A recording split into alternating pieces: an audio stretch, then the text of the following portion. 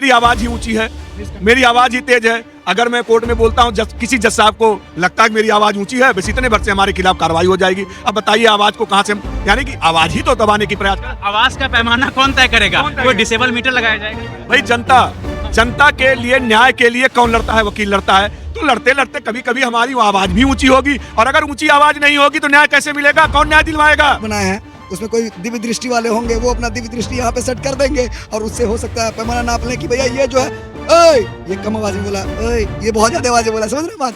तो वो पैमाना नापने का वो अंदाज हुआ सर। अगर आप ऐसा कानून लाना चाहते हैं तो आप जजेस के खिलाफ भी लेकर आइए ना, कि अगर वो 2 साल में या 5 साल में किसी का ईमानदारी से फैसला नहीं करते हैं तो उनके खिलाफ एक्शन होगा। या जो पुलिस वाले हैं जो चार्जशीट फाइल करते हैं उसके अंदर जो एक्विटल होता है, आप कानून लेकर आइए कि उस पुलिस वाले के खिलाफ भी एक्शन होगा अगर किसी केस में एक्विटल हो जाता तो। उसके अंदर जजेस भी इन्वॉल्व हो, प्रोसिक्यूटर भी इन्वॉल्व हो, उसके अंदर इन्वेस्टिगेटिंग ऑफिसर भी इन्वॉल्व हो, डिफेंस काउंसिल भी इन्वॉल्व हो, तब तो एक बैलेंसिंग वाली बात नजर आती है। यह सरकार वकीलों पे अंकुश लगाना चाहती है, हमारी आजादी पे अंकुश लगाना चाहती है, हमारे संवैधानिक अधिकार, आंदोलन करने का, प्रोटेस्ट करने का, उसको काटने का, उसको खत्म करने का प्रयास कर रही है। और यह वकील समाज होने नहीं देगा। निश्चित तौर पे सरकार को घुटने टेकने होंगे।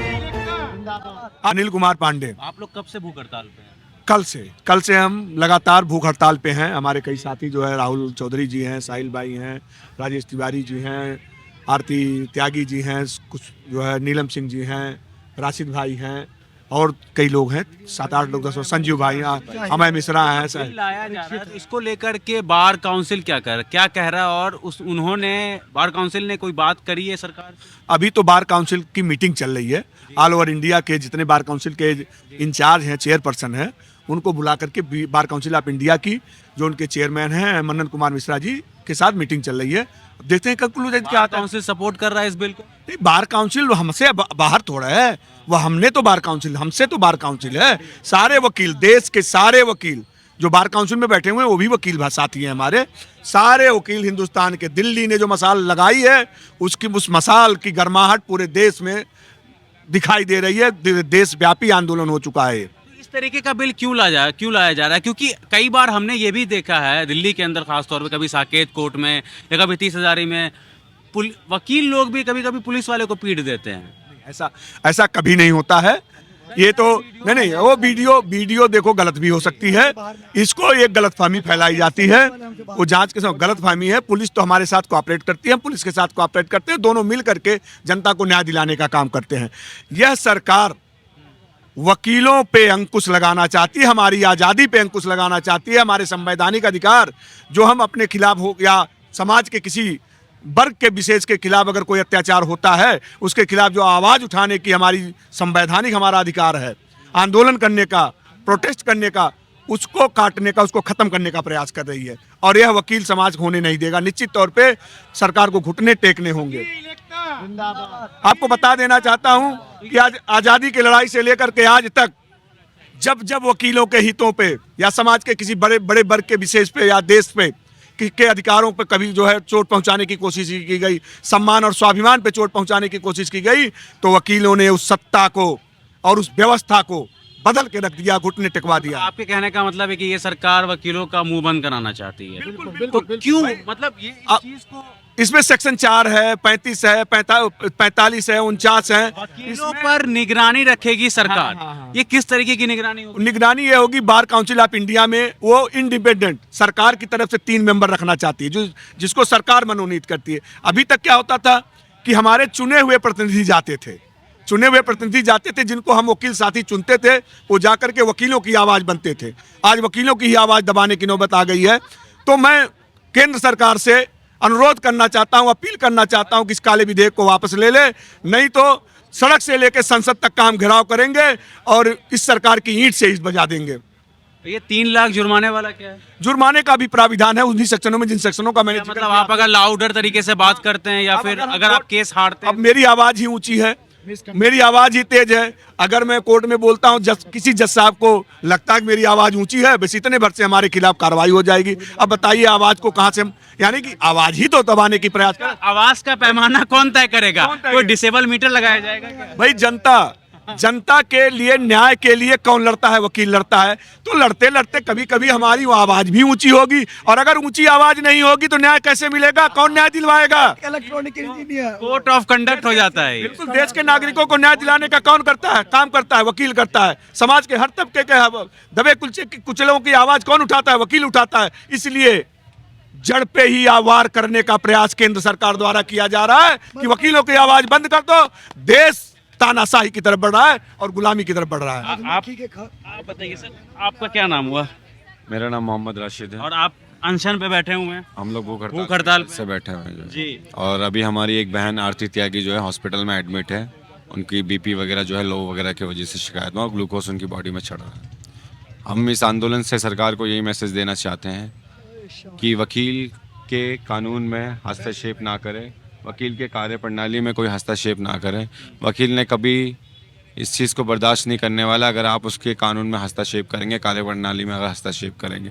ये आंदोलन अभी व्यापक तौर पे हो चुका है, अभी भूख हड़ताल है, और आगे जो है ये रोड से जंतर मंतर तक भी पहुंचेगा, और वहाँ से जो है हाई कोर्ट, सुप्रीम कोर्ट पे घेराव भी होगा, और ज़रूरत पड़ी तो संसद का भी घेराव हो। आज सुबह आप लोगों ने प्रोटेस्ट किया था 30,000 के बाद? 30,000 के बाद हम लोग यहीं पे किया था या रोड साइड किया था? हमारे वकील भाई जो है हाँ, कुछ वकील लोग जो रोड तक गए थे, तो एक सांकेतिक तौर पे, हाँ, सैकड़ों हजारों में, तो सांकेतिक तौर पे गवर्नमेंट को दिया है। उन्होंने प्रॉपर तरीके से चक्कर नहीं करा, नहीं करना चाहे तो इतनी ताकत वकील रखता है कि फार्मर्स ने अगर इतने महीनों तक अगर बंद करके रखा है तो हमारे वकील में भी उतना दम है कि सालों तक बंद रख सकते हैं, महीने तो दूर की बात है।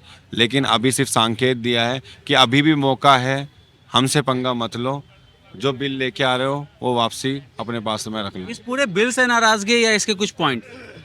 इस पूरे हमें जो है उन पॉइंटों से नाराज़गी है जिन पॉइंटों पे डायरेक्ट वो हमारे से हस्तक्षेप कर रहे हैं। कानून हमारा ऑलरेडी एडवोकेट एक्ट 1961 ऑलरेडी हमारे पास में मौजूद है, और उसमें कोई चेंजेस की नीड नहीं थी। अगर उन्हें चेंजेस चाहिए थे तो हमारी ऑलरेडी बार कमेटीज़ हैं मौजूद, नेशनल लेवल पर भी है, स्टेट लेवल पर भी है। उनसे वो रिकमेंडेशन लेते चेंजेस का कि आपको कोई चेंजेस सजेस्ट करना है, वो हमसे लेती। ये पूरा एक सिस्टम है। एब्सोल्यूट पावर किसी को नहीं दिया गया sir. Absolute power corrupts a man. Absolute power किसी को नहीं दिया गया, एक हायरार्की है, उस गवर्नमेंट को लेना पड़ेगा। हमारी बार काउंसिल ऑफ इंडिया और स्टेट बार काउंसिल है, स्टेट बार काउंसिल को लेना पड़ेगा, concern court bar association, concern court bar association हम सब से लेगी। तो एक हायरार्की है, उस हायरार्की को गवर्नमेंट तोड़ रही है। मेरा नाम दीपक शर्मा है। पिछले 25 सालों से ज़्यादा समय मेरे को हो गया इस प्रोफेशन के अंदर वकालत करते हुए। और ये बिल जो लाया जा रहा है, इसका विरोध कुछ पूरे बिल का आप विरोध कर रहे हैं या फिर कुछ पॉइंट है इसका? इसके अंदर कुछ जो पॉइंट्स हैं वो बड़े खतरनाक हैं, डेकोरेनियन हैं, पब्लिक के खिलाफ हैं वो। जैसे कि इसके अंदर अब हमें बताया जा रहा है कि इसके अंदर अगर जो वकील साहब अगर मुकदमा हार जाते हैं तो जिस क्लाइंट का वो मुकदमा हारेंगे वो क्लाइंट उनके ऊपर मुकदमा कर सकता है।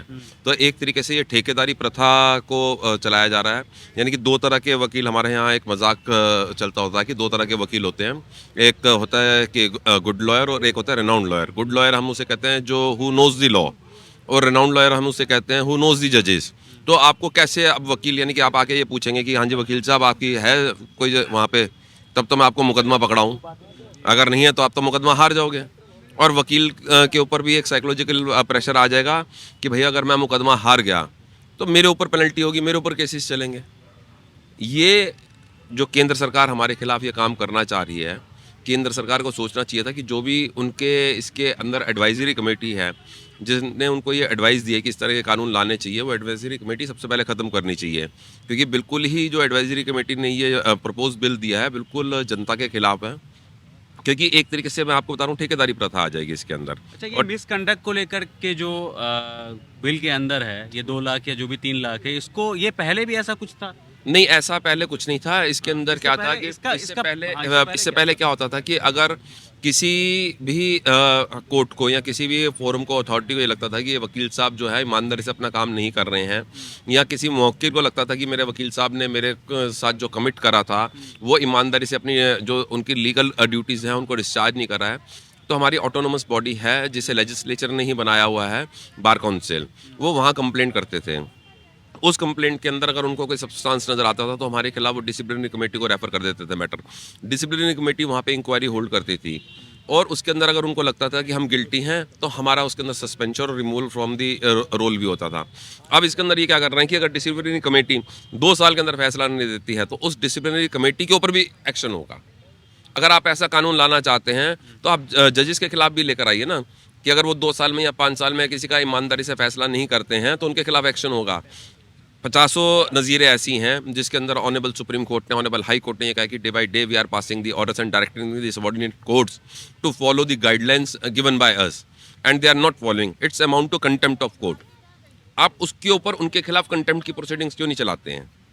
या जो पुलिस वाले हैं जो चार्जशीट फाइल करते हैं उसके अंदर जो इक्विटल होता है, आप कानून लेकर आइए कि उस पुलिस वाले के खिलाफ भी एक्शन होगा अगर किसी केस में इक्विटल हो जाता है। तो आप सिर्फ अकाउंटेबिलिटी लाना चाहते हैं, अकाउंटेबिलिटी लाइए, आप जुडिशरी की लाइए, पूरे जुडिशियल सिस्टम की लाइए, उसके अंदर जजेस भी इन्वॉल्व हो, प्रोसिक्यूटर भी इन्वॉल्व हो, उसके अंदर इन्वेस्टिगेटिंग ऑफिसर भी इन्वॉल्व हो, डिफेंस काउंसिल भी इन्वॉल्व हो, तब तो एक बैलेंसिंग वाली बात नज़र आती है। आप सिर्फ हमारे गले में ही फंदा क्यों डालना चाह रहे हैं? जजेस साथ दे रहे हैं आप लोग? जजेस बिल्कुल साथ दे रहे हैं, हाँ जी बिल्कुल साथ दे रहे हैं। 99% जजेस साथ दे रहे हैं वैसे। Supreme court?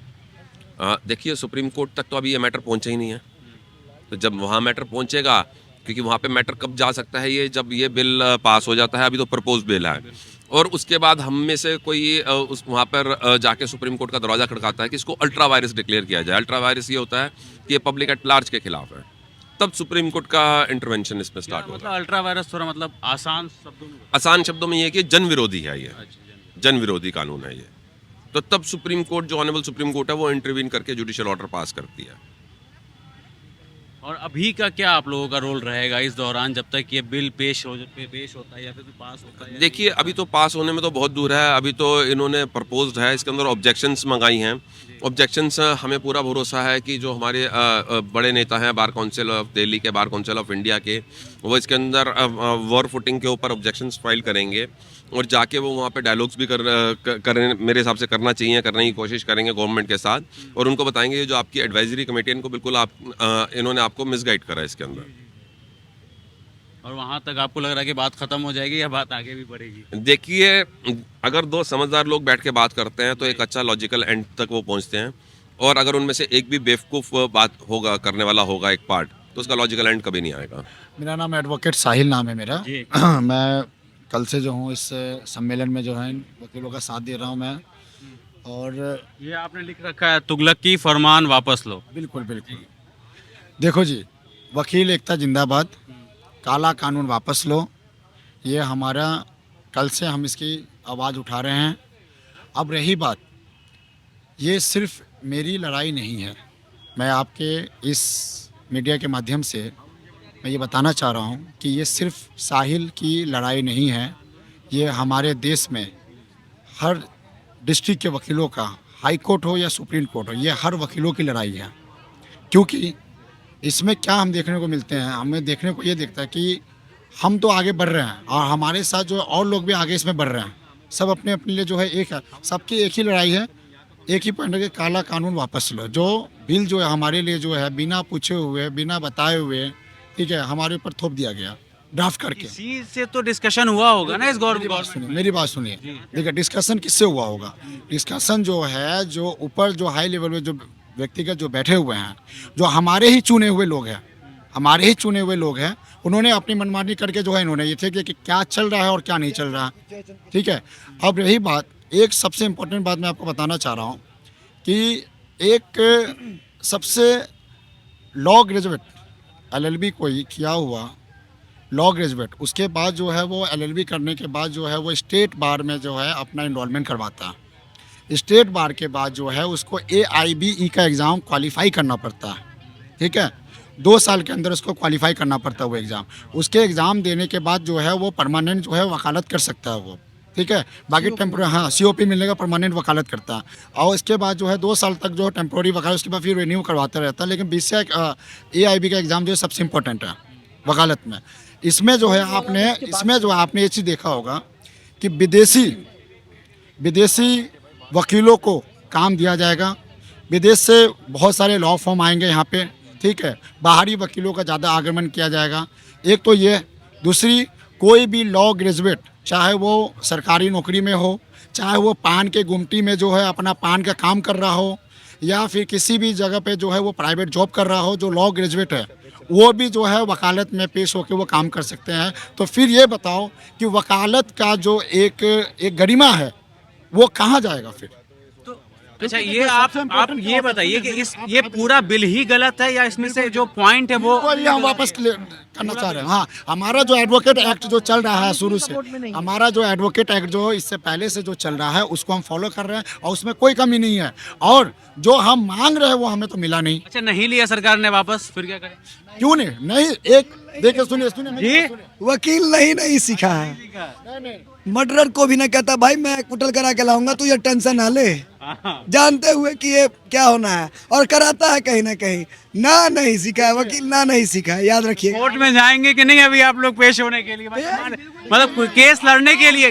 हमारा पैन डाउन हो चुका है। अच्छा, कोई नहीं जाएगा। पैन डाउन चुका है। जो हमारे में से जाएगा वो हमारे गद्दार होगा।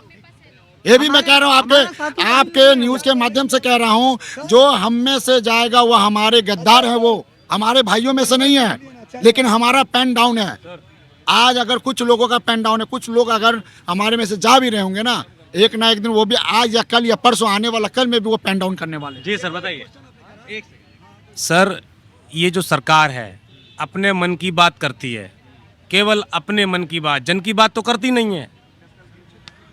जो कहना होता है मन की बात कह देते हैं, चाहे सुने ना सुने मन की बात। वकीलों की मन की बात सुनेंगे नहीं, उनको सुनना पड़ेगा।